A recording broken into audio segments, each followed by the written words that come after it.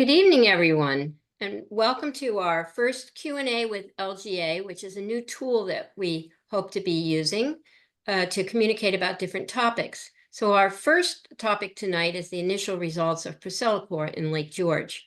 I'm Ginger Henry Kuenzel, and I'm going to be moderating. But before we get started, I just want to give you a very brief overview of the flow of this evening and who our speakers are. So as I said, we're going to be talking about the initial monitoring of ProcellaCOR in Lake George, as well as our plans for future monitoring. So we're going to spend the first 20 minutes on this topic with our two speakers, and then we'll take your questions after that. So while they're speaking, you can click on the Q&A icon at the bottom of your screen, and you can type in your questions, and we'll take them at the end. We're also recording this webinar, and we will post it on our website, so you'll get an email with that link. So now to our speakers. We have Dr. John E. Kelly III, who's the LGA Board Chair and co-founder of the Jefferson Project, which has been instrumental in this data collection and analysis. And then we have Chris Navitsky, who everyone knows, I'm sure, as Lake George Waterkeeper. And Chris is going to be talking about the results to date, while John will speak about the plans for the future. And John's also going to talk about our renewed partnership with the Lake George Park Commission and how we've been openly sharing and discussing these findings with them. And before I turn it over to John, I also just want to say, if you have any ideas for future topics for Q&A with LGA, doesn't have to be about ProcellaCOR, it can be about anything related to Lake George and the LGA. You can type your topic suggestions into the Q&A, or after this webinar, you can send them to the email of info@lakegeorgeassociation.org. So now let me turn it over to John.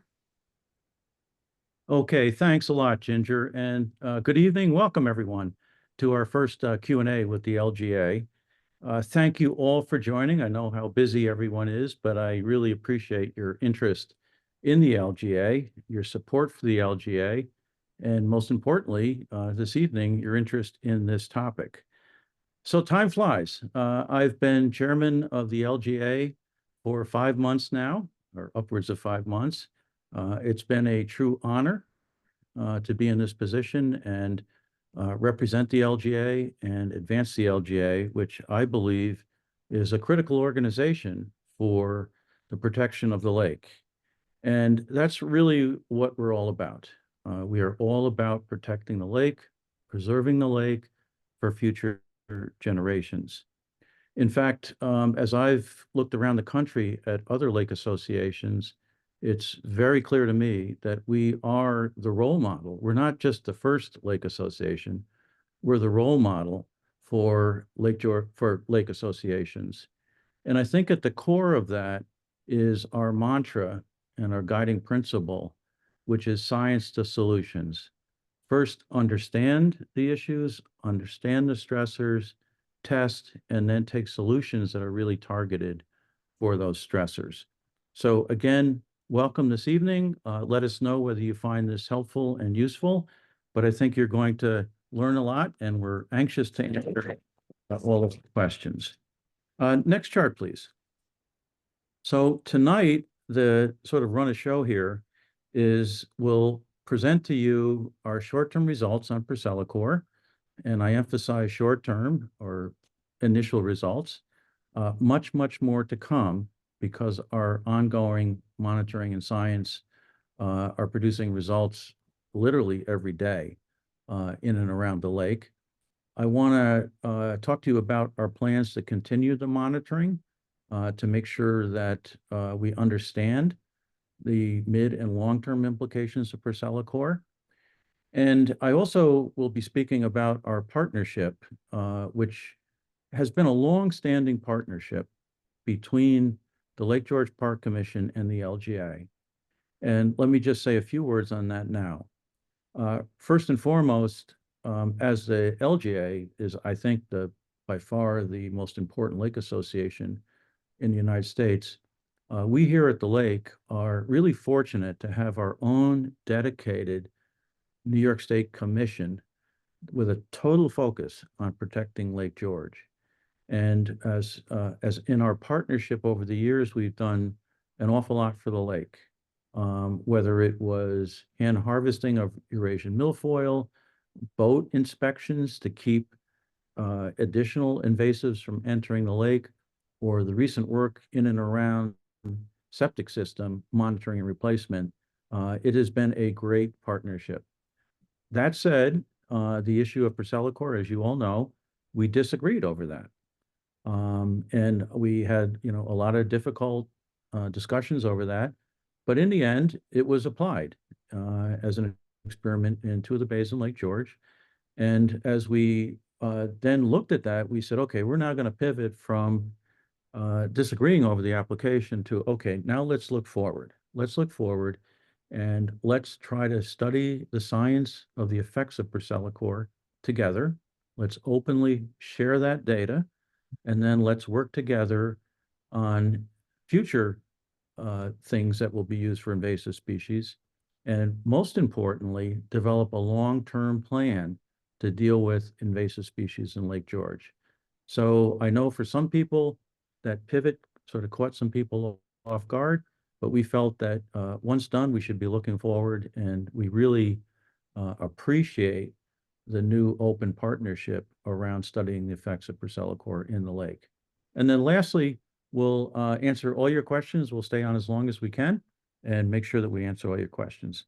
So with that, let me turn it over to our waterkeeper, Chris Navitsky, to take you through the results, and I'll come back later to talk about our future monitoring. So Chris, over to you. Great. Thank you so much, John. Good evening, all, and thank you all for joining tonight's webinar. To start, next slide, please. I will talk about the Jefferson Project's capabilities. On this slide, you will see examples of the technology and instrumentation implemented by the Jefferson Project to gain a deeper understanding of the lake and how the herbicide worked. On the left side, you see a vertical profiler platform. Many of you have probably seen these around the lake. There was one installed in each of the test bays, that being Blairs Bay and Jelliffe-Knight Bay, also known as Sheep Meadow Bay. And with that profiler, there's actually a sensor that goes from the lake surface to the lake bed and collects data the whole time at various levels in the lake. Such important things as temperature, dissolved oxygen, and particles and lake movement. Next to that, you see a blue instrument, circular instrument called an acoustic Doppler current profiler. That was set, there was one set in each of the two bays, Blairs Bay and Jelliffe-Knight Bay. And what that does is uses sonar to detect particles in the water, movement in the water, current direction, as well as velocity. And that is used to validate the models, the circulation models that are prepared by the Jefferson Project. To the right of that, you see a dissolved oxygen sensor, or what we usually refer to as a DO sensor. We had those installed in both of the bays, as well as one in a control bay, Black Mountain Point Bay, where there is actually no treatment occurring. And each of these, as well as other sensors, collected data and conveyed them to a supercomputer, which you see on the right, which is the largest supercomputer in any university in the country. And that was part of a collaboration between IBM, RPI, and New York State, used for analysis. Next slide, please. Circulation was a main question that we raised during the permitting process.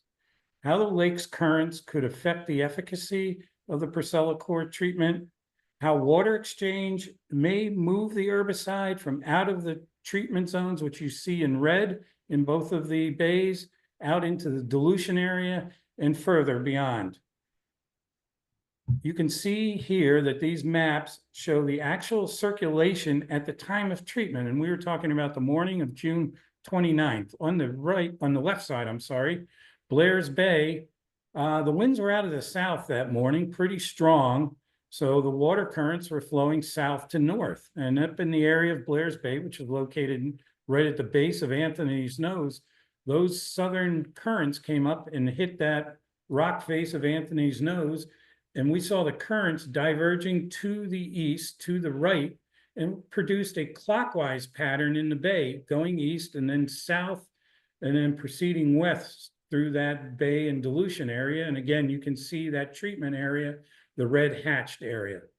Going down the lake south to Jelliffe-Knight Bay, again, we had that southern wind blowing up the lake, currents going south to north, but in that bay, it's not as open and exposed, and the circulation models that were validated showed the movement to the northeast and actually kind of trapped that circulation in that northeast part of the bay. And as we go through this presentation, I'll ask you try to remember these patterns because they will come up a couple times in the presentation. Next slide, please. So the preliminary data and observations. ProcellaCOR, the herbicide, largely killed Eurasian water milfoil, that's EWM, in both bays within the treatment areas, and that aligns with what the Park Commission found. With the Jefferson Project, we found the lake's water circulation affected the dispersal and dilution of the applied herbicide. Dilution of the ProcellaCOR was not uniform. It moved throughout the bays, but followed that circulation pattern. And ProcellaCOR and its degradants, and when we say degradants, we are talking what the main active ingredient in ProcellaCOR, which is fluoroprioxyphene benzyl, breaks down into, or degrades down into, and we found that that spread beyond the treatment areas out into the dilution zones. ProcellaCOR degradants persisted and stayed on the lake bed in the sediments, and that aligns with what the EPA's finding were as part of their risk assessment, that it adheres, binds to the organics, and ProcellaCOR also adhered to native and the Eurasian water milfoil plants, meaning that it's not selective. Next slide, please. So here we'll talk about initial observations that were discovered. The circulation and its impact on the ProcellaCOR treatment in Blairs Bay. The influence of circulation and water movement is evident through these photos that we showed. North of the treatment area, we saw healthy milfoil north of of Davis Point in Blairs Bay, which was outside the treatment zone, but in the dilution zone. As we moved into the treatment zone, we saw that there was Eurasian water milfoil that survived the treatment within the treatment area in that northern area. And as you progress south through that treatment area, we saw primarily dead Eurasian water milfoil throughout the bay as you get to the south point of the treatment. Next slide, please. Moving south to Jelliffe-Knight Bay. Again, initial observations that there was a more even distribution and impact of the ProcellaCOR treatment in this bay. Again, try to remember that circulation pattern. More effective, complete wipeout of Eurasian water milfoil in the bay. When you move down through the bay, we did see, remember that herbicide was concentrated towards that northeast corner. The native plants looked a little weaker, but they were still present, as well as we found sparse live Eurasian milfoil in the southern part of the bay in the dilution zone outside of the treatment area. Next slide, please. So now we wanted to look at the lake and its ecosystem. And one of the tools that we looked at, excuse me, was the gross primary productivity. Now, this is the total amount of organic carbon produced by photosynthetic plants per unit area, per unit time. And really the factors, variables that go into that are water temperature, dissolved oxygen, as well as the photosynthetic radiation that penetrates into the bay, obviously important for photosynthesis.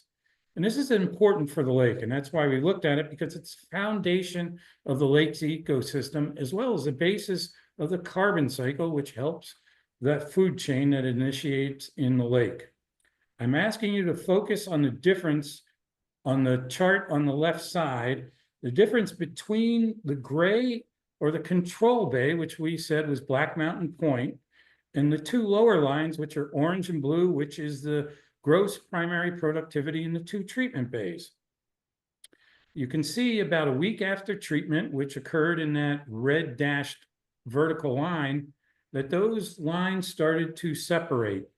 And the GPP in the Black Mountain Point, the gray line, the control bay, was much larger than the other treatment bays, and the short-term decrease in productivity was tied to the reduction of photosynthesis as a result of the large plant die-off, which is to be expected.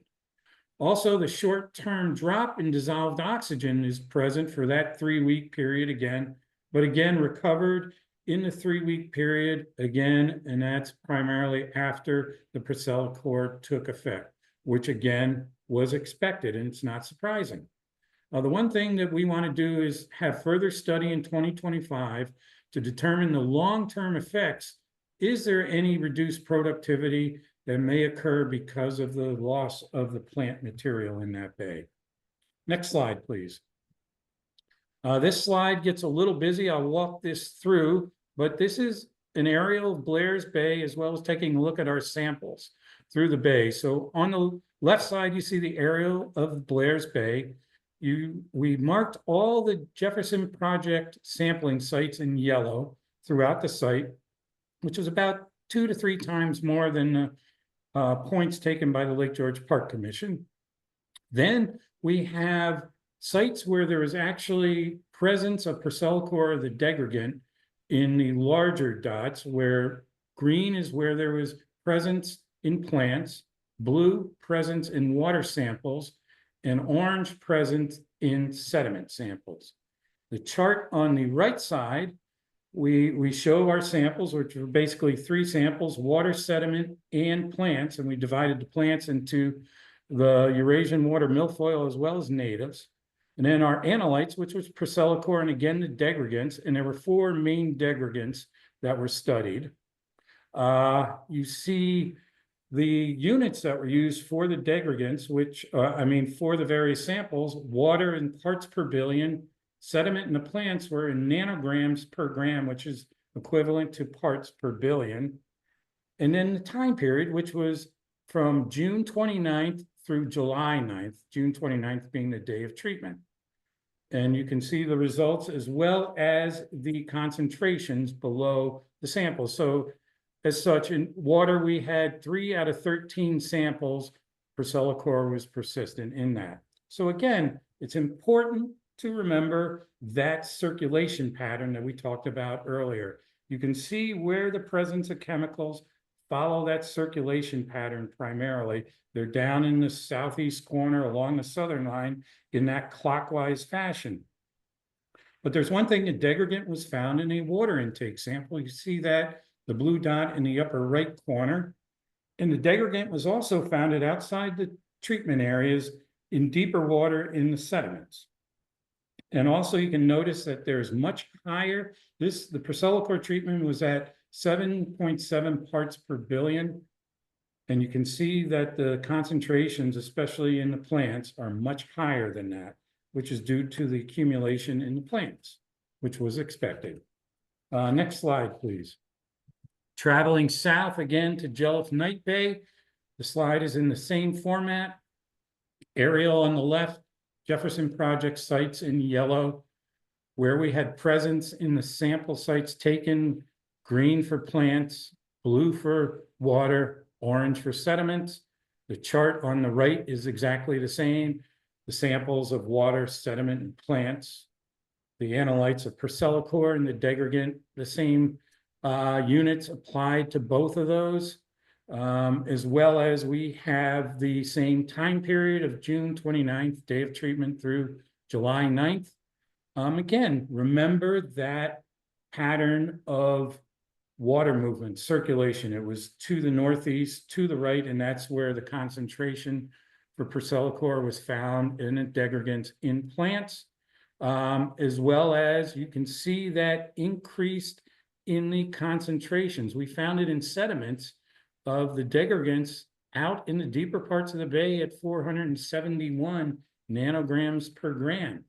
And again, it's consistent. We found it in Eurasian water milfoil as well as native plants. And again, that is to be expected because in the plants, according to manufacturer, it takes longer time to break down, so it'll be slower, and we'll find it at a longer time. Next slide, please.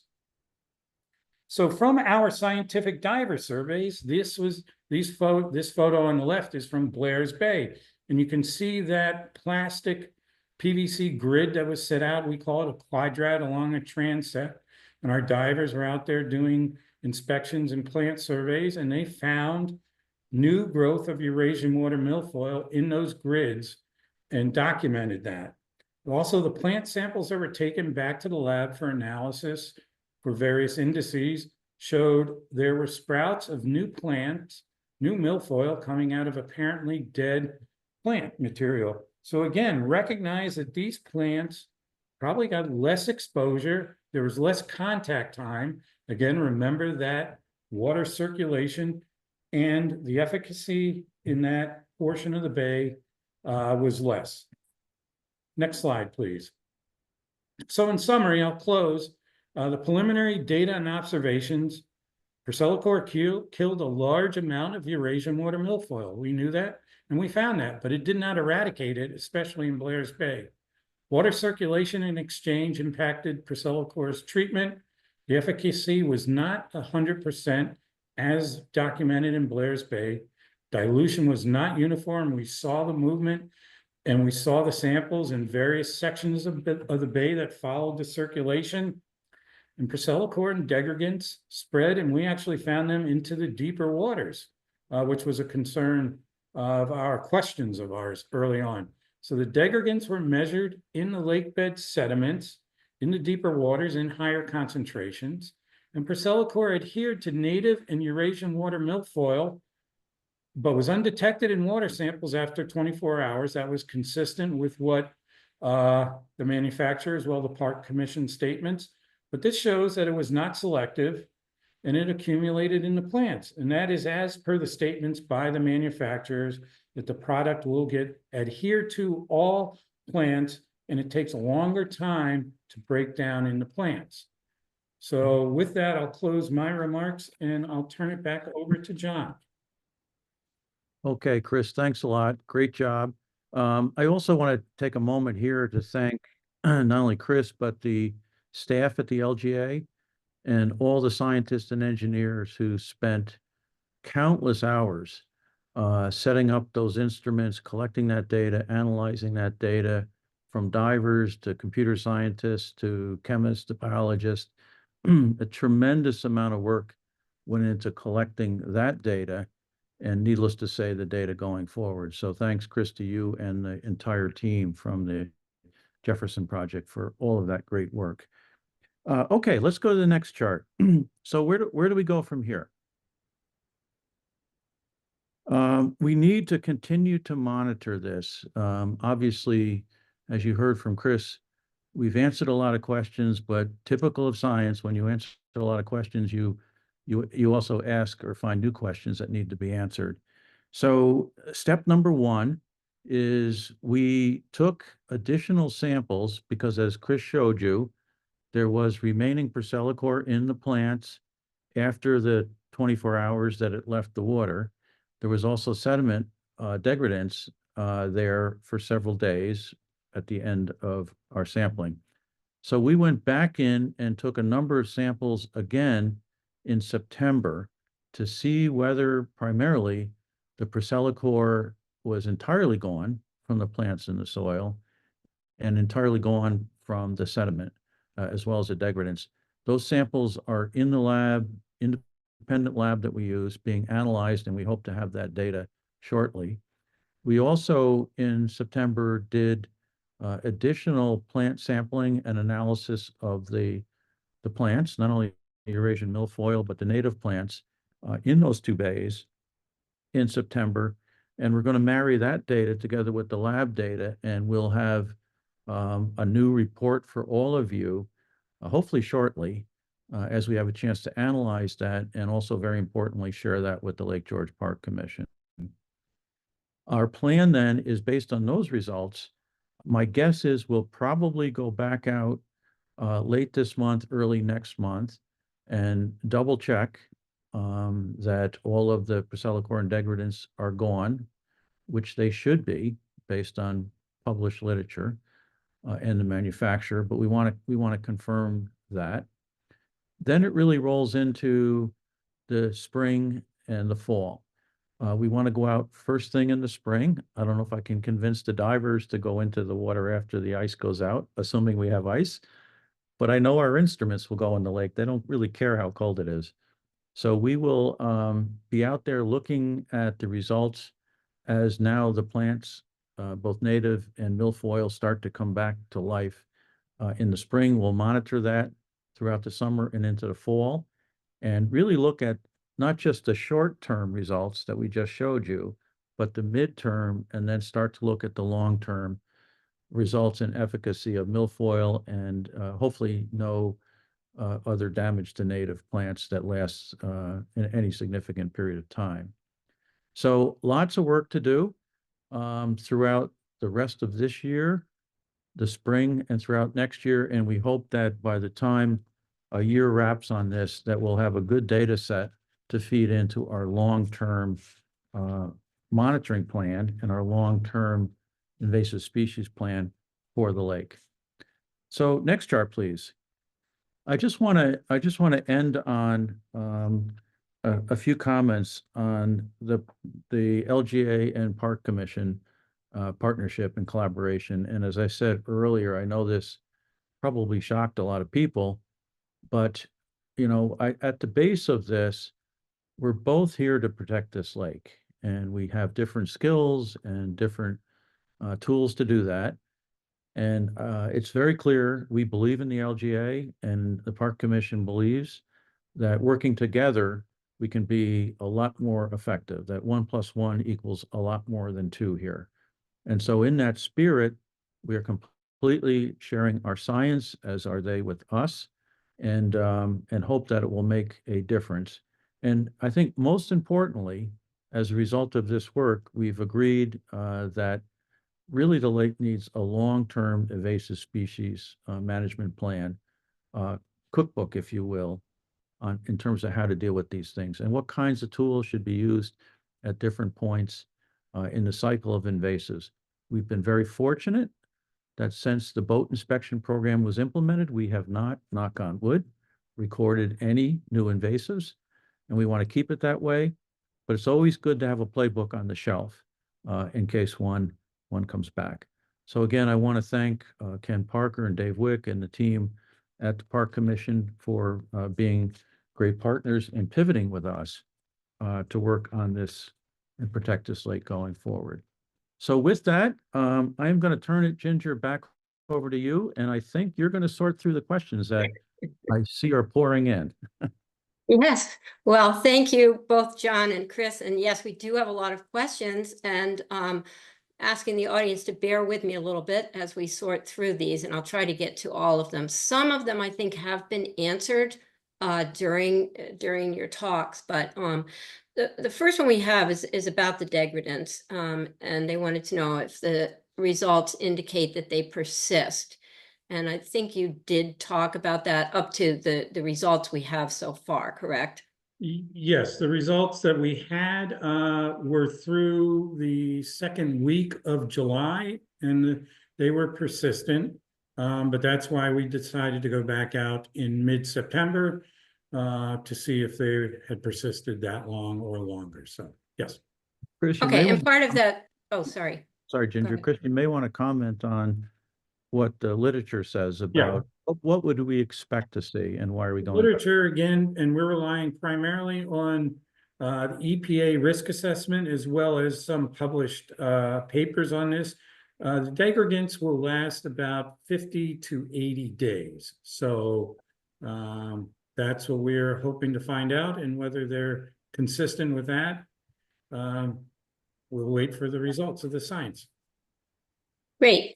And part of the same question is, do you have information regarding their potential toxicity? And did you test for and find any PFAS-related compounds?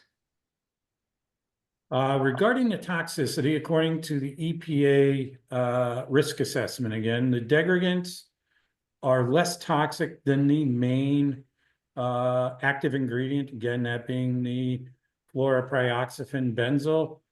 Depending which of the degradants, it can be 40%, 40 times less toxic, or much less than that again, but that is probably the degradant with the most toxicity. They do exhibit the same herbicidal characteristics, meaning they act like an herbicide, but they're less toxic.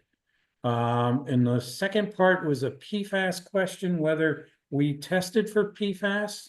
I believe that was the question. Right, right. Yeah, and we did not test for PFAS. Obviously, there's a whole laundry list of that.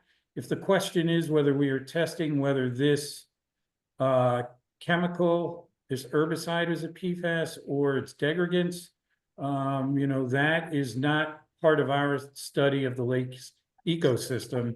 Yeah, and that is something more for the regulatory agencies, and their definitions have differed, as we have all found out through the different states and the EPA. Okay, thank you, Chris. We have a question. Given the results, do you think that the Park Commission will apply ProcellaCOR next year in these bays or other bays? I guess, Yeah, John, I'll take we'll that toss one. that to Yeah, you. yeah, thanks, Ginger. I only know, you know, that the Park Commission and the chairman has said that they have no plans to reapply it.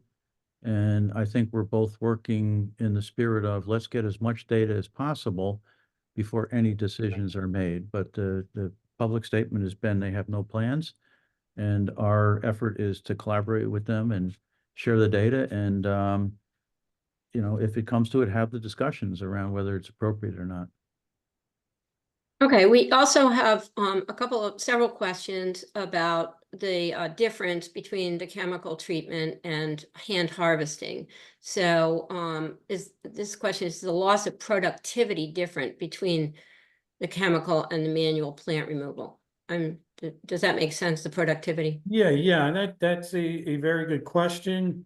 Again, we found we have not done any productivity or DO sensor collection in areas that there was hand harvesting. That's a very good question.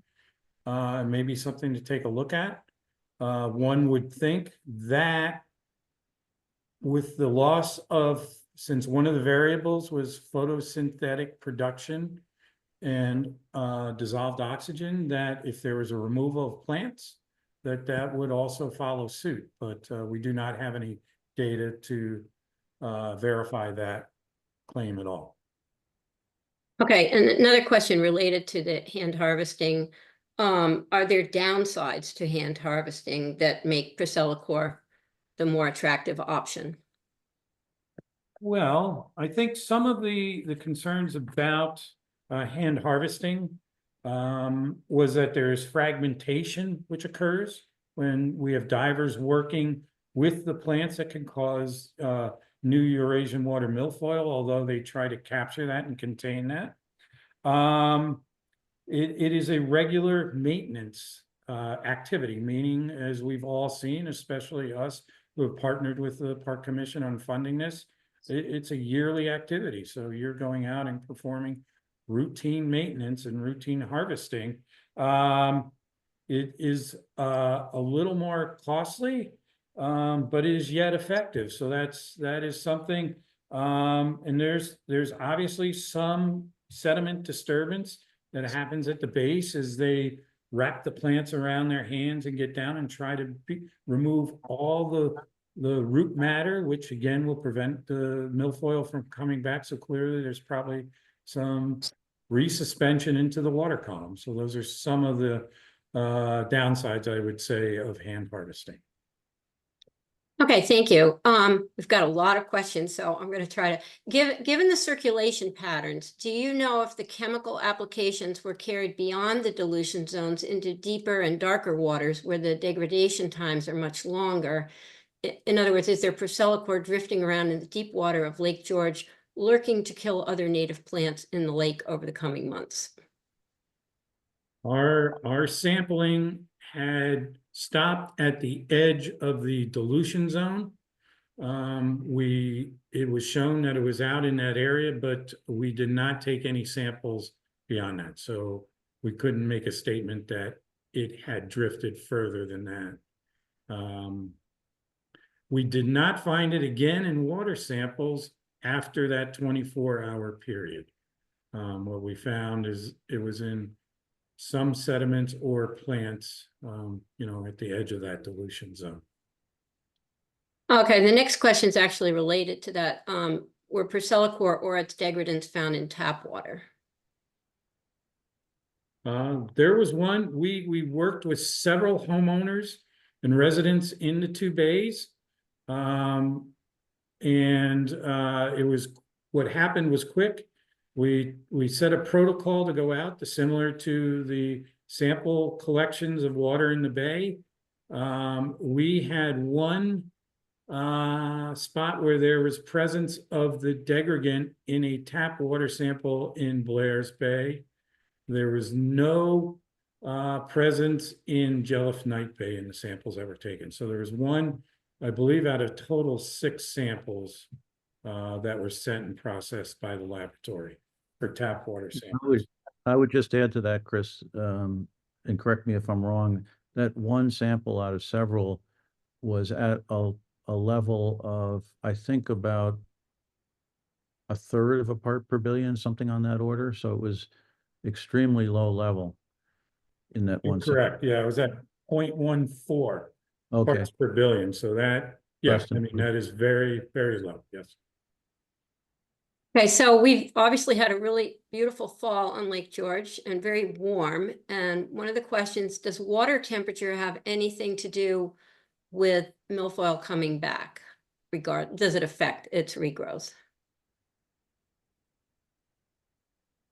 It's a good question. I guess, well, we've seen milfoil regrowth in the bays already. Whether, milfoil tends to grow earlier in the season than any other plant, and that's part of the reason that the Park Commission had plans to use the treatment in May or June. So clearly milfoil will grow back when the water temperature is colder, before the native plants, which are a bit more, rely a bit more on warmer waters. So I'm not sure I could say that the warmer temperatures in this fall has caused any additional regrowth, but just that we've seen it present in the bays. Okay. We have several questions about the Park Commission's plans. So one person is very specific about saying they had read that the Park Commission was considering applying it in Sunset Bay in the spring of 2025. Do these short-term results cast any doubt on that plan? Have you heard anything from the Park Commission? I think that's a question that's, best addressed to the Park Commission. Give them a shout, give them a call. Again, what they've stated publicly is that they have no plans to. So I think probably best addressed to them. Okay. Other lakes have been treated in the Adirondacks and in the US. Are we already using data from those lakes, or do we intend to? The lakes that, for instance, treated it in prior years, so it might have longer term data. Well, we've looked at the plant surveys that have occurred primarily in the Adirondacks, well, elsewhere, as well as in Minnesota and other states, Wisconsin, about how native plants may have been affected, were they infected? But one of the points that we raised during our questions during the permitting process is that we feel most lakes are unique. Most lakes, the ecosystems are different, especially a lake as large as Lake George, which has, been studied a lot, and there's a lot known about the circulation patterns and how that affects. So I think, we needed to take a look at Lake George being the unique lake that it was, and study this as separate and really use that data and try to break that down to assess how this treatment would occur and ask the questions on how that would occur. So the answer is, yeah, we did look at potential impacts to native plants, but again, I think everything is different. Knowing the water circulations, it appears that that has affected the treatment, and that we need to take a look at each lake kind of individually and its own characteristics. Okay, thank you. Do you know the effect of degradants on fish and other organisms in the lake? Again, we would rely on the EPA risk assessment. There was no significant toxicity impacts to fish. Regarding other organisms, macroinvertebrates, there was the study and the research said that there was slight toxicity, but again, nothing that was chronic, but that there was potential slight lethal toxicity, but again, that was low on the toxicity level. And those were some of the questions that we were interested in looking at. Okay, thanks. Which native plant species were selected for testing for the presence of ProcellaCOR, and what species was ProcellaCOR detected in? I do not have that specific answer. We'll have to go back and check our scientists. We did do plant surveys. We did a plant survey, as well as the Park Commission did as part of their application, but we did a scientific survey in September 23, as well as followed up in September 24 and awaiting those results. But when the plants were taken in, the processing by the certified lab that we use kind of ground up those so that they could take their sampling. So we'll have to take a look at our results and follow back up with that question, whether that data was noted when the samples were taken. Okay. Yeah, I think I can add that it was a pretty random sampling through sort of equivalent of rake toss. So they took random samples through native plants. Depending on what we find, and we can go back and cross-check it, we can always go back and focus on a certain type of plant in our follow-up studies. But it was a fairly random process, as I understand it. You're correct. Okay. Yeah. Is there a possibility of the Eurasian water milfoil developing a resistance to ProcellaCOR? I would say that there's a warning on the label of the product that there's the potential of that. And I think that is after multiple uses. So that would be my answer to that there is a warning on the label. But regarding this particular herbicide, I know other herbicides in the past, there has been resistance developed, but those are different and not the fluoroprioxyphene benzyl that was used here. So that time will tell on that. Okay, I just want to interject that we actually have we've gotten to the 7:40 time slot, but I'm pretty sure both Chris and John, you'd be willing to stay on and answer some more questions. Is that correct? Sure, I'm watching the count keep going up as fast as we're answering them. The count is going up. That's a Okay. good sign. Yeah. No, yeah, I wish I got paid by the question, you know. Oh, you won't be. Okay, well, they're great questions. Given that the plants concentrated the ProcellaCOR, when they die, what is released into the water? Is it the parent compound or the degradants? We're going to have to find that out. That's part of our ongoing research and what we want to find out. So I would imagine it would probably be the degradants, because ProcellaCOR will break down. But we'll have to wait for the sample results to come back. Yeah, it is a very good question. The literature shows that ProcellaCOR in water breaks down within the 24 hours, which is exactly what we in the Park Commission saw. The literature also says that ProcellaCOR breaks down more slowly when it's attached to organic matter.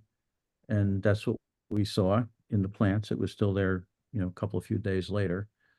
And so the question then is, does that, as it's now dead and, decomposing, is it being absorbed into the sediment as ProcellaCOR as a degradant or as a degradant? And I think that's exactly what we're going to sort out.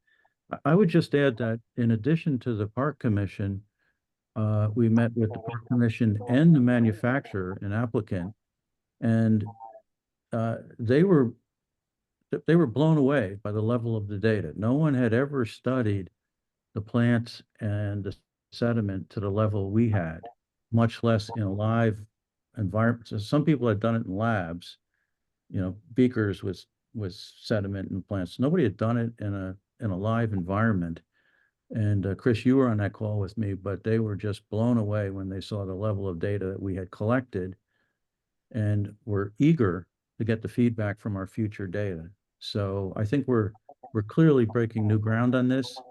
And again, the hope is that it did break down, it did go into degradants, and when we go back, as Chris said, within 60 to 80 days, it's gone from the lake and the sediment. Yeah, I mean, I think Lake George is known as the smartest lake in the world through the Jefferson Project, which celebrated its 10-year anniversary. So it does set it apart in the level of data we can collect, and also the control data that we already have.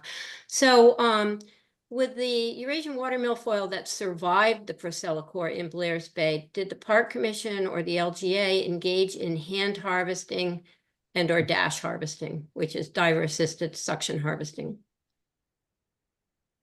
Yes, they did. They were in, Chris, you'll have to help me, a few weeks afterwards, and hand harvesting and cleaning up the portion that Chris showed that was missed on the north end and some of the area where it wasn't totally effective because of the circulation. So yes, they were in hand harvesting that.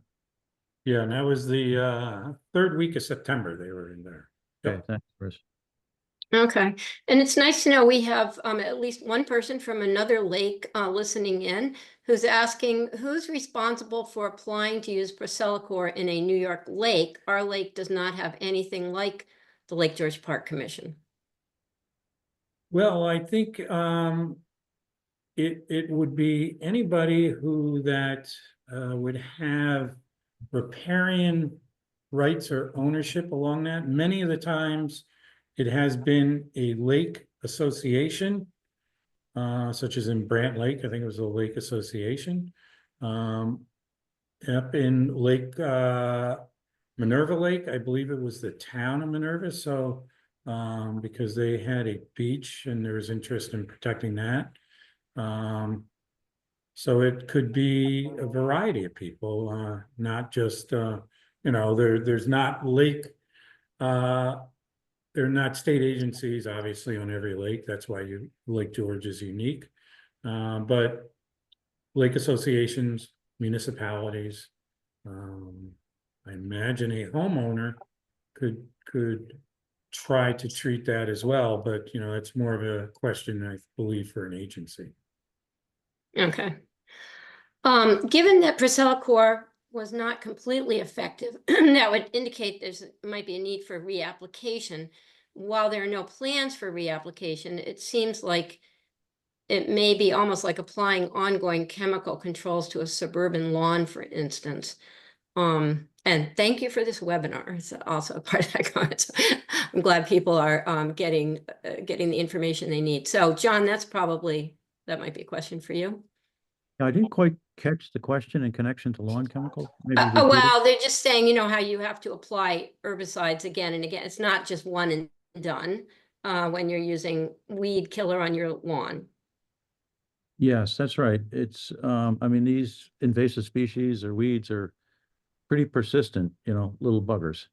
And obviously, we're already seeing signs of it growing back or um, floating particle or pieces of it regrowing in the treatment areas. So I don't think I don't know of anyone that said it's done, never have to do anything again. We know that that's not true of weeds and invasives. So I think the question is, how effective was it? How quickly does it come back? What's going to be the cost of having to do it again or do something else again? And was there any other unintended collateral damage from it? And those are all the questions that we're answering. So, but there's no answers to those yet, because again, the herbicide has only been around for a few years, and I think in the Adirondack Park for what, Chris, 3 or 4 years. So these are all things that we're going to have to watch, and that's why I know people get frustrated. Well, why don't you have all the answers? Well, we have a lot of answers, but there's so much more to be done because we have to look at the mid and long-term effects and efficacy of the chemical. Yeah, so a lot of the questions we're getting now is sort of related to that of how do you feel in the future? Are you okay now with the Park Commission using ProcellaCOR going forward, or are you still objecting to it? Yeah, let me just take that one. Thanks, Ginger, and whoever asked it. I'll just take it head on. Look, the Lake George Association obviously was opposed to applying the herbicide in the lake, and the fundamental premises were it wasn't needed, that hand harvesting had worked for 3 decades or so, and everybody believed it was effective. We were very worried about a number of known things like the circulation, and then we were, concerned about the unknowns, which we had hoped to answer more of those. But that's looking back. I would say the results of this study have not really changed our minds. We're still very concerned about its use in Lake George. But that said, we are very open to whatever this science tells us. And I've said this publicly, if the science proves that our concerns were unfounded, I'll be the first one to admit that we were wrong. But I think the great part is that we and the Park Commission have agreed now that we're going to do the science, and we're going to make an even more informed decision as to whether it's ever used again in the lake. So we haven't changed our view on whether it's needed or not, but we're open to the science and the efficacy showing that it was the right decision or it should be used again. But we're not there yet. Okay, great. I think somebody actually answered about the Brant Lake. The Brant Lake application was joint with the town of Warwick and the Brant Lake Association. So just wanted to put that out there for the person that asked it. And I think, I hope that we've covered all the questions that came in. Like I said, I grouped some questions together that were on the same topic. So if you think of questions later, or if you feel your question wasn't answered, please feel free to send them to our email address, which is info@lakegeorgeassociation.org. And also suggestions for future Q&A with LGA webinars that we are planning. And but I think we can wrap this up now. And I just want to thank Chris and John for taking the time and to share these results with us. And any closing comments from either of you? I would just like to thank, everybody that tuned in, all their interest in this, as well as John said earlier, the scientists and engineers with the staff here, as well as with the Jefferson Project. Their work was above and beyond some of this, some difficult conditions. So going out to get this information so that we can make better decisions or make decisions based on science in the future. So that's who I'd like to thank. So thank everyone that signed up and attended. I appreciate it. And I just want to thank everyone who loves the lake. You know, we can disagree over specific things and treatments and issues in and around the lake, but in the end, we all love the lake, and it's all about preserving that lake for future generations. So the fact that we had so many people tune in, and Ginger, the number of questions is still rising, so they're still asking questions. Oh, okay, let me just check, make sure I- there's nothing that we totally didn't, I love the interest, and I just thank everybody for their passion in and around the lake. Have a great night. Thank you, everyone. Thank you.